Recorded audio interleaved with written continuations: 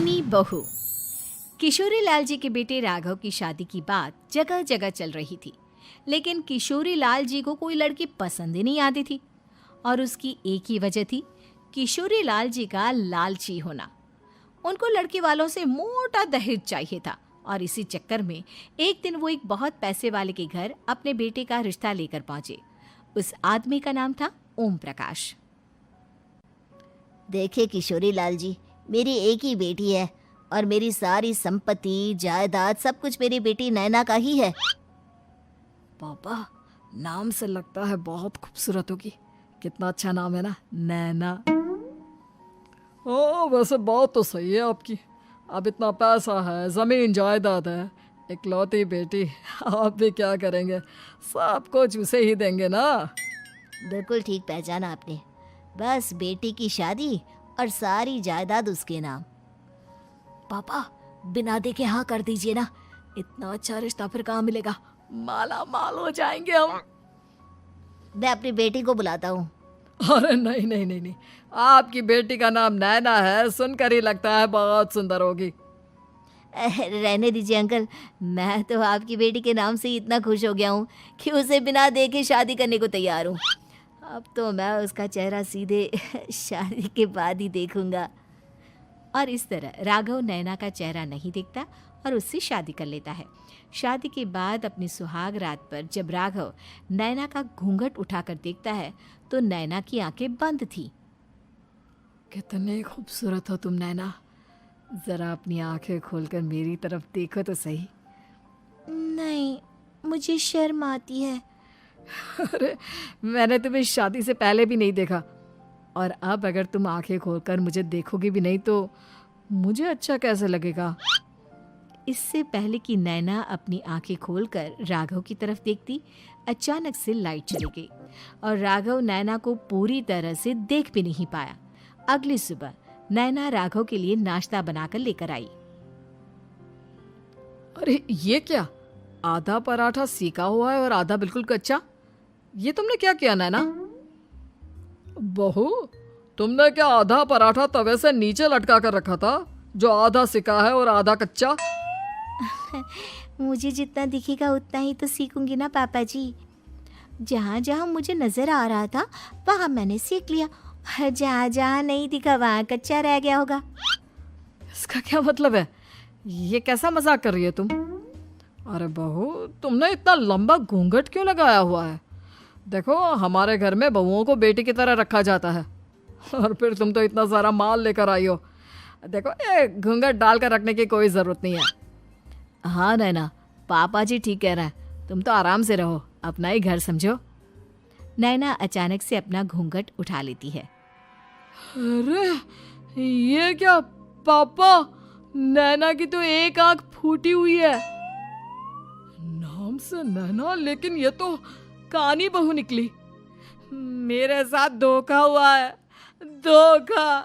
बिना दिखाए अपनी कानी लड़की मेरे संग ब्याह दी।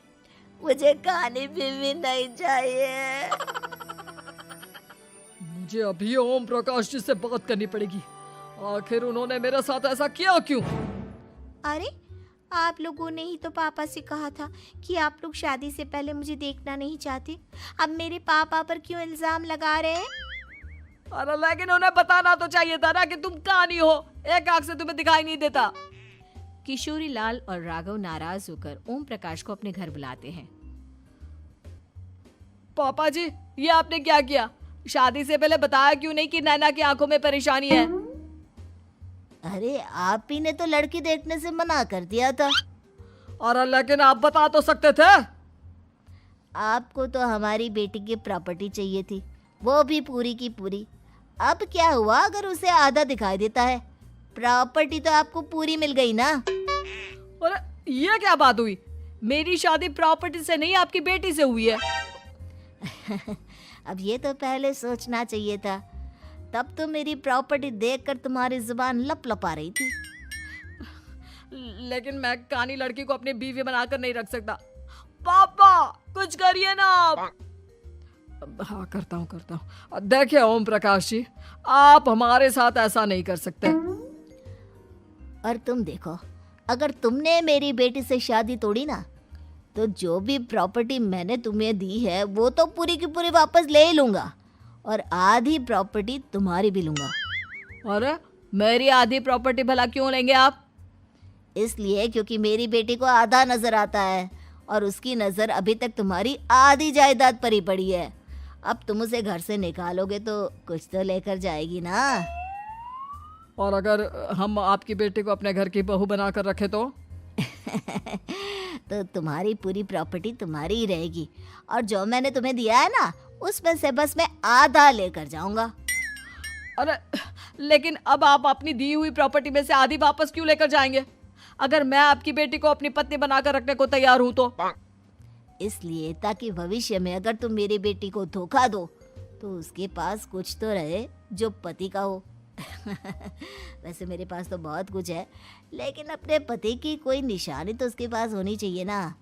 अब अगर तुमने मेरी बेटी को कानी कहा तो तुम्हें प्रॉपर्टी भी कानी ही मिलेगी, पूरी नहीं। जमाए राजा।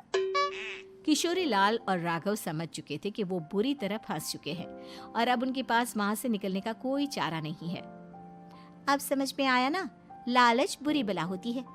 एक तो तुम्हें प्रॉपर्टी मिली, ऊपर से बीवी मिली, उसमें तुम्हें नखरे भी दिखाने हैं। आए बड़े, चुपचाप बैठो दोनों। कुछ दिनों के बाद नैना राघव की कार लेकर बाजार घूमने निकलती है और जब कार लेकर वापस आती है, ये क्या? एक तरफ से मेरी गाड़ी पूरी खराब हो चुकी है। लगता है तुमने मेरी गाड़ी को किसी दूसरी गाड़ी के साथ एक्सीडेंट किया है। अरे अरे कितना बड़ा नुकसान कर दिया तुमने बहू। वो क्या है ना पापा जी, मुझे एक आंख से दिखाई नहीं दे रहा था, सामने से गाड़ी आ रही थी। मुझे तो सिर्फ आधा ही दिखाई दिया और वो गाड़ी मेरी कार से रगड़ते हुए निकल गई। अब मैं क्या करूं बताओ? आप इसे ठीक कराने के पैसे कौन देगा? तुम्हारे पापा। तुमने मुझसे इस तरह से बात की? अभी रुको। नैना राघव की शिकायत ओम प्रकाश को कर देती है।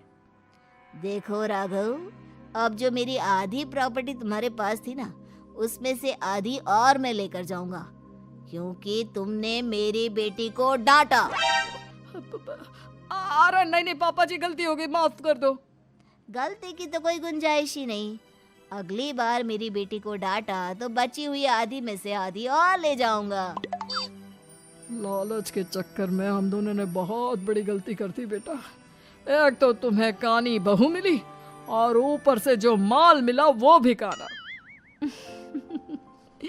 इस तरह राघव की हर एक गलती पर ओम प्रकाश उसकी प्रॉपर्टी का आधा आधा हिस्सा लेकर अपना सारा माल वापस ले गया और राघव को कानी बीवी से काम चलाना पड़ा। भाई लालच वाकई में बुरी बला है।